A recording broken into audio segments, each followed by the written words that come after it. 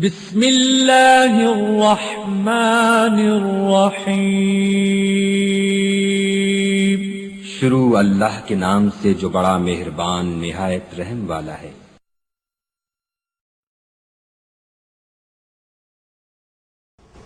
بنی الاسلام علی خمس، اسلام کے 5 ستون ہیں جس پر اسلام کی بلڈنگ استوار ہے، کھڑی ہے۔ شہادت لا الہ الا اللہ وان محمد رسول اللہ وإقام الصلاة وإیتاء الزکاة، پھر وہ نماز کی ادائیگی کرے، پھر زکوٰۃ ادا کرے،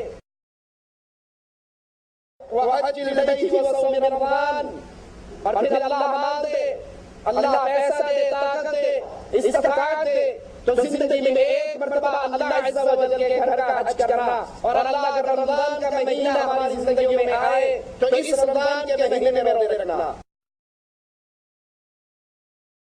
يا أيها الذين آمنوا كتب عليكم الصيام كما كتب على الذين من قبلكم لعلكم تتقون۔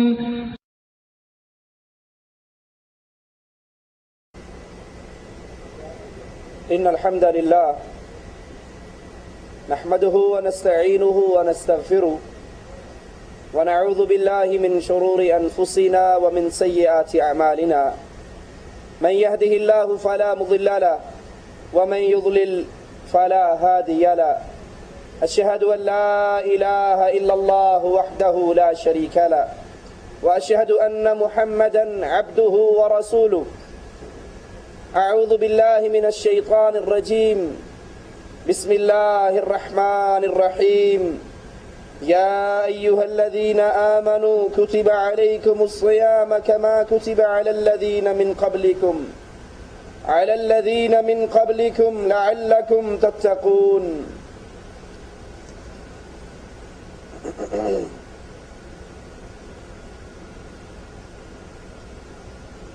عبادت کی نیت سے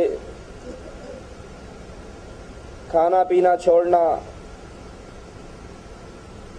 اور اپنی بیوی سے ہم بستری چھوڑنا، ثواب کی امید رکھتے ہوئے طلوع فجر سے لے کر غروب آفتاب تک یہ عمل روزہ کہلاتا ہے۔ رسول اللہ صلی اللہ علیہ وسلم فرماتے ہیں، اسلام کا تعارف کرواتے ہوئے، بنی الاسلام علی خمس، کہ اسلام کے 5 ستون ہیں جس پر اسلام کی بلڈنگ استوار ہے، کھڑی ہے۔ اور یہ یاد کر لیجئے، ان ستونوں میں سے اگر کسی نے کسی ایک کا انکار کیا تو اس نے اسلام کی بلڈنگ کو گرا دیا۔ اب وہ 5 چیزیں کیا ہیں جس پر اسلام کی یہ بلڈنگ کھڑی ہے؟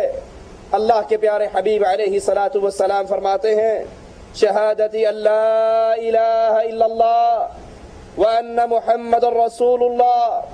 سب سے پہلی چیز، اسلام کی بنیاد جس پر اسلام مسلمان جس کا اقرار کرنے کے بعد ایمان کے دائرے، اسلام کے دائرے میں داخل ہوتا ہے، وہ لا الہ الا اللہ کی گواہی کہ اللہ عز و جل کے علاوہ کوئی الہ نہیں، کوئی مشکل کشا نہیں، کوئی عبادت کے لائق نہیں، کوئی معبود برحق نہیں، اور محمد کریم صلی اللہ علیہ وسلم مالک عز و جل کے سچے رسول، اللہ کے بندے۔ یہ پہلی چیز ہے جو اس کو تسلیم کر لے۔ پھر اس کے بعد اللہ کے پیارے حبیب علیہ الصلاۃ والسلام فرماتے ہیں، وإقام الصلاة وإیتاء الزکاة، پھر وہ نماز کی ادائیگی کرے، پھر زکوٰۃ ادا کرے۔ جو توحید کو سمجھے، اسلام اس کو دوسری چیز کی دعوت دیتا ہے، اور وہ چیز نماز کا قیام۔ جیسے رسول اللہ صلی اللہ علیہ وسلم حضرت معاذ کو یمن کی طرف روانہ کرتے ہوئے دعوت کا اسلوب سکھاتے ہیں، اے معاذ، سب سے پہلے ان لوگوں کو جس چیز کی دعوت دینا وہ لا الہ الا اللہ کی دعوت، رسول اللہ صلی اللہ علیہ وسلم کی رسالت کو قبول کرنے کی دعوت. اگر یہ اس کو مان لیں پھر ان کو نماز کی دعوت دینا, اگر نماز کی دعوت کو مان لیں تو پھر ان کو زکوٰۃ کی دعوت دینا. تو یہ حدیث بھی ہمارے سامنے اسلام کے ستون گنوا رہی ہے. سب سے پہلے لا الہ الا اللہ محمد الرسول اللہ کے اقرار, پھر نماز کی ادائیگی, پھر مالک عز و جل اگر مال دے تو اس میں سے زکوٰۃ ادا کرنا, وحج البیت وصوم رمضان, اور پھر اللہ مال دے, اللہ پیسہ دے, طاقت دے, استطاعت دے تو زندگی میں ایک مرتبہ اللہ عز و جل کے گھر کا حج کرنا. اور اللہ اگر رمضان کا مہینہ ہماری زندگیوں میں آئے تو اس رمضان کے مہینے میں روزے رکھنا. یہ چوتھا رکن ہے جس پر روزے فرض ہو, جو روزہ رکھنے کی استطاعت رکھتا ہو اور پھر وہ رمضان کے روزے نہ رکھے. جس کے اوپر زکوٰۃ فرض ہو اور پھر وہ زکوٰۃ ادا نہ کرے, اس نے اسلام کے ستون کو گرا دیا. اور جس نے اسلام کے ایک ستون کو گرا دیا اس کی اسلام کی بلڈنگ گر گئی. اسی لیے ابو بکر رضی اللہ عنہ وارضا جب زکوٰۃ کا انکار کرنے والوں سے جہاد کے لیے اعلان کرتے ہیں تو صحابہ کہتے ہیں اے اللہ کے پیارے حبیب محمد علیہ الصلوۃ والسلام کے پہلے خلیفہ, کیا تو ان سے جنگ کرے گا, ان سے جہاد کرے گا جو نماز پڑھتے ہیں, جو حج کرتے ہیں, جو روزے رکھتے ہیں؟ ابو بکر صدیق رضی اللہ عنہ وارضا فرمانے لگے ہاں میں ان سے جنگ کروں گا جو زکوٰۃ اور نماز میں فرق کریں گے. اللہ کی قسم اگر ایک رسی جو رسول اللہ صلی اللہ علیہ وسلم کو دیا کرتے تھے مجھے دینے سے انکار کریں گے, اس رسی کے لینے کے لیے بھی میں جہاد کروں گا.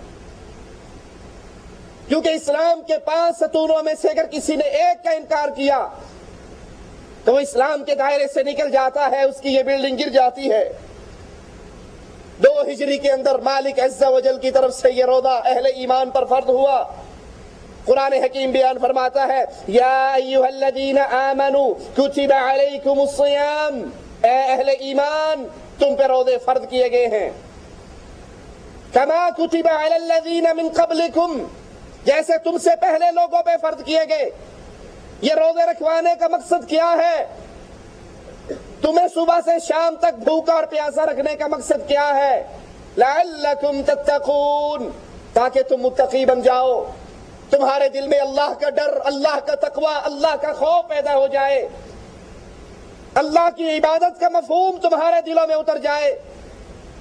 پانی حلال ہے, کھانا حلال ہے, پاک ہے, موجود ہے, کمرے کے اندر تنہا ہو, کوئی نہیں دیکھ رہا, لیکن رمضان کے دنوں کے اندر اس پانی کو اپنے پیٹ میں نہیں اتارتے, اس کھانے کو حلق سے نیچے نہیں اتارتے. کیوں؟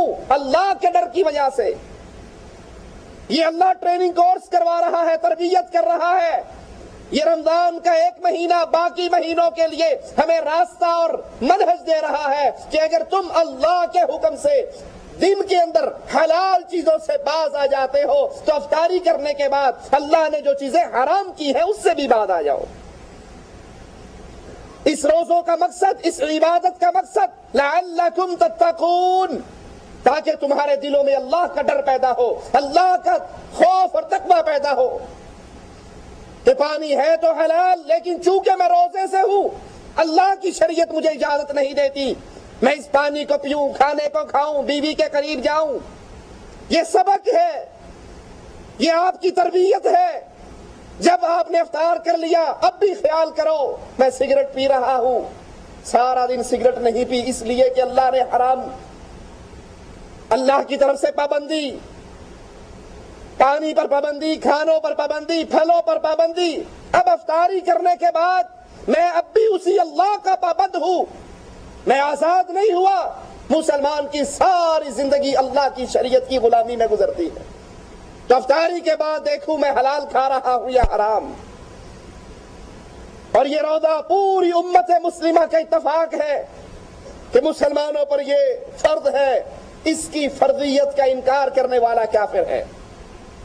آپ نے اکثر دیکھے ہوں گے مسلمان رمضان کا روزہ آتا ہے, نمازیں پڑھ رہا ہے, روزے نہیں رکھتا, اندر کمرے میں بیٹھ کے چھپ کے کھا لیتا ہے.